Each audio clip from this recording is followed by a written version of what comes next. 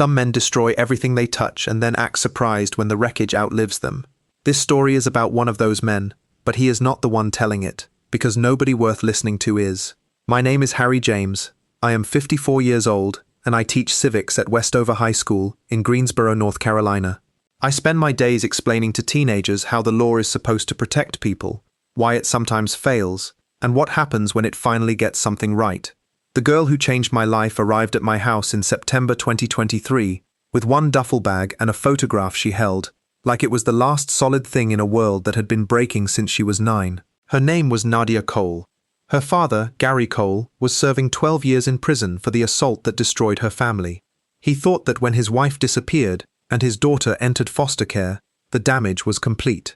He was wrong. It began in October 2018, in a kitchen in Winston-Salem. Gary beat his wife Lena so severely that she spent 11 days in a neurology unit with a traumatic brain injury. When she was discharged to a residential care facility, she could not reliably state her own name. Her doctors documented severe post-traumatic dissociative amnesia. She had lost her personal identity, her history, and nearly every clear path back to the life she had known. Gary was arrested that night. He later pleaded guilty and received a 12-year sentence. Their 9-year-old daughter had been inside the house. The next morning, Nadia entered emergency foster care. 5 years later, her caseworker, Sandra Oakes, placed Nadia's file on my kitchen table. Clipped to it was a photograph worn soft at the corners. It showed a laughing young woman in summer light holding a little girl on her hip. The child was not looking at the camera. She was looking at her mother, the way children look at the person who is their whole world. She carries it everywhere, Sandra told me. First thing she unpacks, last thing she touches before she sleeps. What happened to her mother? Sandra explained the brain injury, the memory loss, and the fact that Lena had vanished into the care system after leaving the hospital. One county had a missing woman, another had an unidentified trauma patient. No record had connected them. So Nadia lost both parents the same night. Sandra looked at me. Yes, I looked at 5 years of placements, school transfers, and case reviews. When can she come? Nadia arrived on a Saturday morning, wearing a grey hoodie that served as clothing and armor. She shook my hand with the careful grip of someone who had learned that foster placements were not homes. They were arrangements, and arrangements ended. I showed her the spare bedroom, clean sheets, a bookshelf, a window toward the trees. I left the door open because that mattered more than anything else. The open door said the room belonged to her. She unpacked in 10 minutes. The photograph went on the nightstand. For the first week, she followed every rule, cleared every plate, and thanked me with the practiced precision of a child who believed gratitude might extend her stay. I did not push. Careful is how you build something meant to last. One evening, she found the civics textbook I used for my AP government class and read the section on due process for nearly an hour. It says the government cannot take life, liberty, or property without due process, she said. But what happens when the person taking those things is not the government? I stopped stirring dinner. You wait for the law to catch up, I said. Sometimes it does. I did not understand then that she was not asking a hypothetical question. She was asking from inside the answer. 3 weeks later, my brother Dominic came for dinner. Dom is a licensed counselor who had spent years doing contract work in youth outreach and women's residential care. After dinner, Nadia stepped onto the porch holding the photograph. Can I show you something? She handed it to me. That is my mum. Her name is Lena. She has been gone since I was 9. She is beautiful, I said. You look like her. Nadia's face shifted for half a second. Do you think she is still out there somewhere? I think the world is smaller than it looks, I told her. And sometimes people who are lost get found. She went back inside. When I turned, Dom was staring at the screen door. All the color had left his face. He asked to see the photograph. Under the porch light, he studied it with both hands. Years earlier, he told me, he had worked every Thursday at a women's residential facility in High Point. One patient had arrived with no identification and almost no autobiographical memory. Over time, fragments had returned, a little girl, a place, a name she could not fully reach. Dom chose every word carefully. I cannot tell you her name or discuss her case. What I can tell you is that I sat across from the woman in this photograph every Thursday morning for almost 2 years. The porch went still. High Point was 18 miles away. For 5 years, Nadia had slept beside that photograph while her mother lived 18 miles from her, asking about a daughter no database could locate. Winston-Salem had a missing person file. High Point had a Jane Doe. Different counties, different systems, Different spellings, no automatic cross-reference.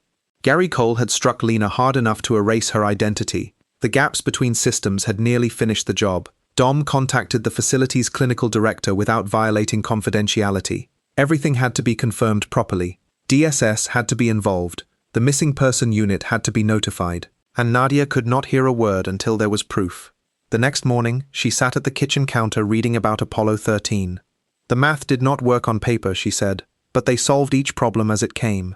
Then she added, "My mom used to say when something breaks, you do not panic about the whole thing. You fix the first problem, then the next one." She still carried her mother's voice. By that evening, the facility had an answer. The woman admitted in October 2018 as Jane Doe had recovered enough memory to identify herself as Lena Cole. She remembered Winston-Salem. She remembered a daughter named Nadia. She remembered the kitchen. And she remembered what Gary had done. On October 11th, Sandra and Dom sat with us at my kitchen table. Sandra did not soften the truth. Nadia did not need softness. She needed respect. "We believe your mother is alive," Sandra said. "She is in a care facility in High Point. She was badly injured, and for a long time she could not remember who she was. But she has been getting better. She has been asking about you." Nadia pressed both hands against the table. For 15 seconds she said nothing. Then, "She did not leave me. It was not a question. It was the verdict of a child who had spent 5 years wondering whether abandonment had been a choice." "No," Sandra said. "She did not leave you. She was hurt so badly she could not find her way back. But she never stopped trying." Nadia covered her face and cried without making a sound. We did not manage the moment. We simply held the room around her. When she looked up, her voice was controlled again. "He put her there." "Yes," Sandra said. "Your father did this." "Can I see her?" "Yes." Nadia took the photograph from her hoodie pocket and placed it between us. "She has been 18 miles away this whole time."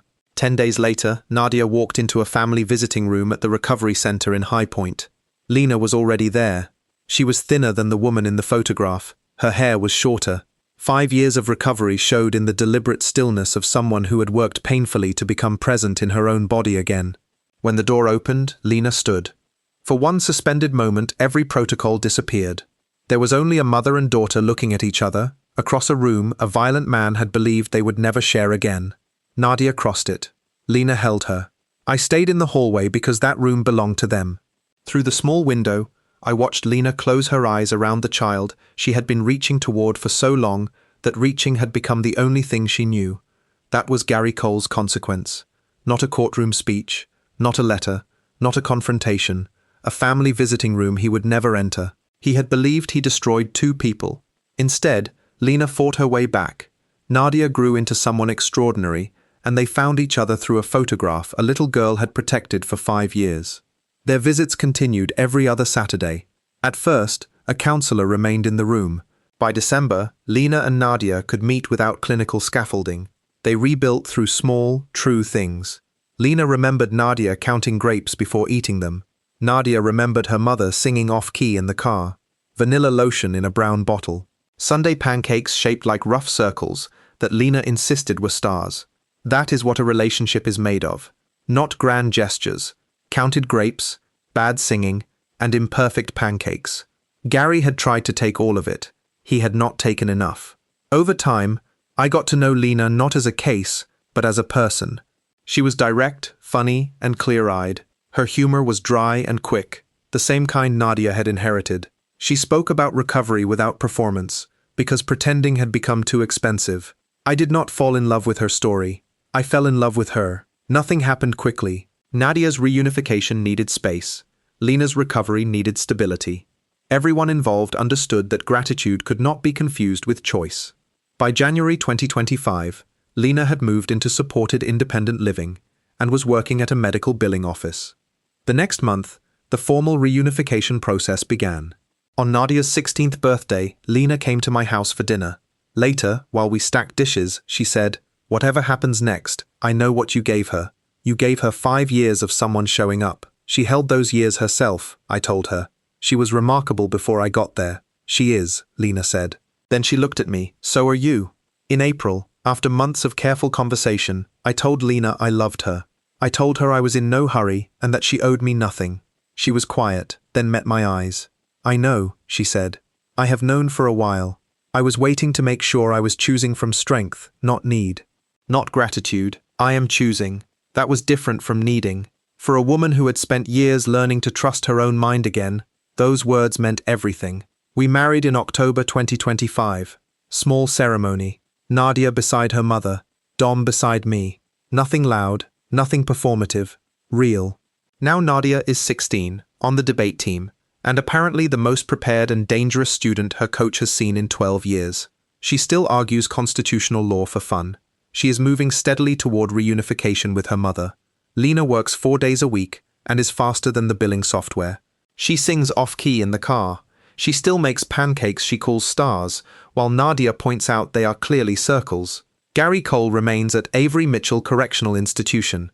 His release date is 2031. By then, Nadia will be grown. Lena will have lived years on her own terms. I will have helped raise his daughter into a woman who decides for herself, who deserves her time. He has missed everything.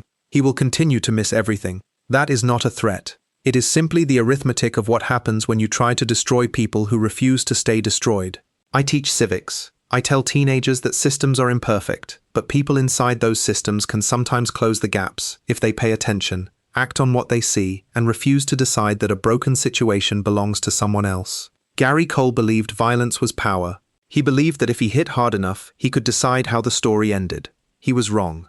For him, the story ended on a Saturday morning in October 2023, when a 14-year-old girl carrying a worn photograph walked through a door and found her mother waiting on the other side. For us, that was where it started.